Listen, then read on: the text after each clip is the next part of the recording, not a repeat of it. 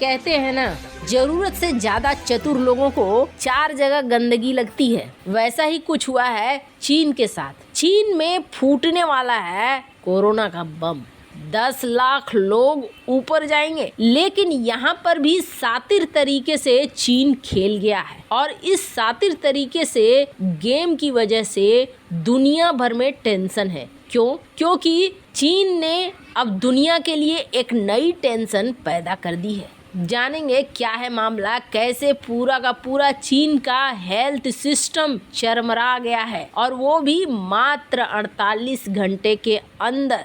स्थिति बहुत बिगड़ गई है, लेकिन इससे दुनिया को भी एक बड़ी टेंशन मिल गई है। वैसे आपको बता दें, इन सब के बीच में भारत ने नेपाल के संग अब उतार दिया है सीमा पर सेना। जानेंगे क्या कुछ चल रहा है जियोपॉलिटिक्स में, आइए जानते हैं इन खबरों को विस्तार से। WHO ने चाइना से मांगा डेटा कि आप हमें डेटा दो, लेकिन WHO को आज भी चाइना डेटा नहीं दे रहा है, करंट डेटा नहीं दे रहा है। और हालात कैसे हैं? जैसे ही चाइना के अंदर प्रदर्शन होने लगा, लोग सड़क पर उतरने लगे, वैसे ही चाइना ने अपनी जनता को कंट्रोल करने के लिए छूट देना शुरू किया कि हाँ भैया, कोरोना का मामला जो है, जो हम पहले इतना ज्यादा कड़ाई लगा रहे थे, अब हम कड़ाई नहीं लगाएंगे। और जैसे ही कड़ाई नहीं लगाने लगे ये लोग, वैसे ही विस्फोट सा हो गया है, क्योंकि चाइना के अस्पतालों में संख्या बढ़ती जा रही है लोगों की। बहुत सारे ऐसे लोग हैं जिनके लिए जगह नहीं बची है, वो घरों में बैठे हुए हैं, घर में तड़प रहे हैं। वो वहां से फोन करते हैं तो हॉटलाइन पे जवाब नहीं आता है। मेडिसिन के लिए ऑनलाइन खरीद की कोशिश करते हैं तो मेडिसिन उपलब्ध नहीं है। चाइना ने पूरी दुनिया को दोष दे दिया और कहा कि हमारे अंदर बाहरी ताकतों ने काम किया है, इन बाहरी ताकतों की वजह से ही ये प्रदर्शन हुए और हमें छूट देनी पड़ी। हमारी जो कोविड-0 की पॉलिसी थी उसे नकारा गया। हालांकि दुनिया और विदेशी ताकतों पर ब्लेम देने वाले चाइना की हालत ऐसी हो गई है कि चाइना ने जैसे ही छूट दी है, उनका पूरा का पूरा हेल्थ सिस्टम चरमरा गया है। और समझ लीजिए, अभी ये शुरुआत है। एक तो 3 साल पहले चीन के वुहान में इसी तरह का विस्फोट हुआ। चीन ने सोचा कि चलो हम बहुत कठोर नीति अपना लेते हैं, हमारे देश में फिर किसी को नहीं मरने देंगे। लेकिन पिछले कुछ समय से चीन की डरी सहमी जनता ने धीरे धीरे आवाज उठाना शुरू कर दिया और बताया कि देखो दुनिया कैसे कोविड के साथ जी रही है, कैसे कतर में लोग भीड़ करके फुटबॉल देख रहे हैं और तुम हमें बंद करके जुर्म कर रहे हो, हमारे ऊपर हमें कैद में रख रहे हो, जबकि दुनिया भर के लोग बाहर निकल रहे हैं। काफी बवाल के बाद चीन ने अपनी नीति को छोड़ा, लेकिन अब इसका जो परिणाम होने वाला है ना, वो बहुत ही भयानक होने वाला है। वैज्ञानिकों ने कहा है कि अब तो खेल शुरू हुआ है और आपको बता दें 10 लाख से ज्यादा जान जाएगी चीन के अंदर। अब 10 लाख जाने क्यों जाएंगी, तो इसके पीछे भी जिम्मेवार चीन ही है, क्योंकि चीन ने शुरू से लोगों को घर में बंद रखा,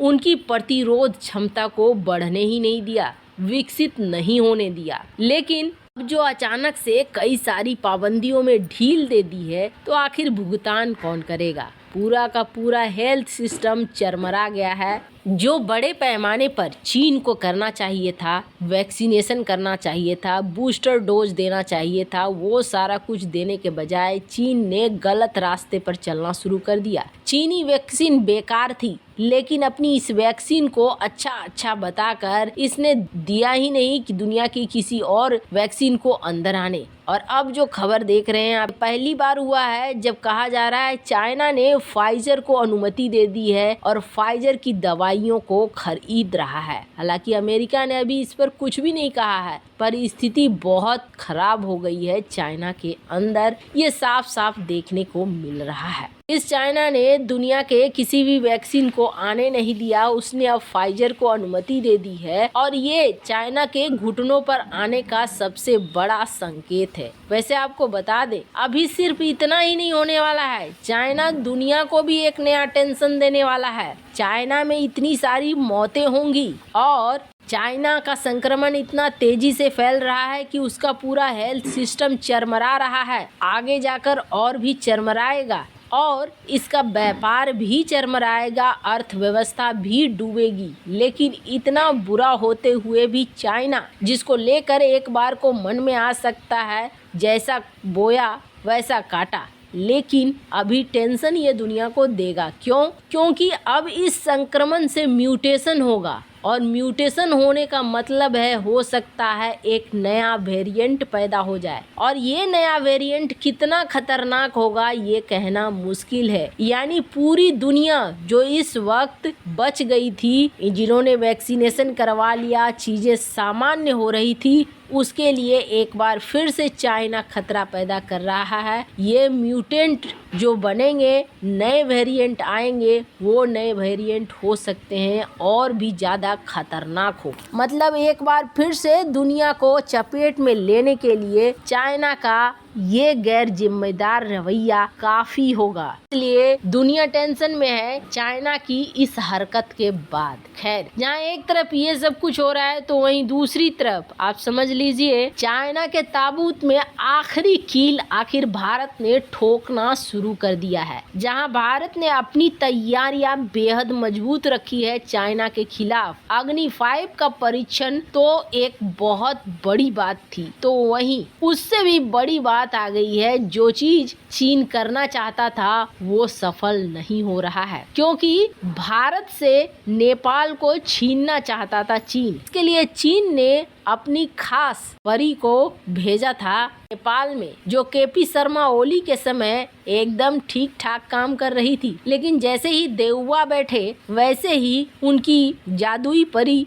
छू मंतर हो गई और काम नहीं आई। जी हाँ, चीनी राजदूत होऊ यान की देवबा के समय जब काम नहीं आने लगी तो चीन ने उन्हें वापस बुला लिया था। पर अब भारत और नेपाल दोनों के संबंध काफी सही रहे हैं और इस काफी सही रहे संबंध के बीच में जहां तवांग में चाइना और भारत की सेना की भिड़ंत होती है, तो वहीं अब भारत और नेपाल अपनी सेना को उतार रहे हैं युद्धाभ्यास करने के लिए। भारत और नेपाल का सैन्य अभ्यास, जिसे सूर्य किरण नाम दिया गया है, इसमें माना जा रहा है कम से कम 650 या 650 से 700 सैनिक हिस्सा लेंगे और 15 दिनों तक ये युद्धाभ्यास चलने वाला है। भारतीय सेनाध्यक्ष मनोज पांडे ने सितंबर महीने में नेपाल की यात्रा की थी। दोनों देशों का साथ आना चीन को बहुत ज्यादा खटकेगा। वैसे इन सब मामले में आपकी क्या राय है, कमेंट कर जरूर बताएं।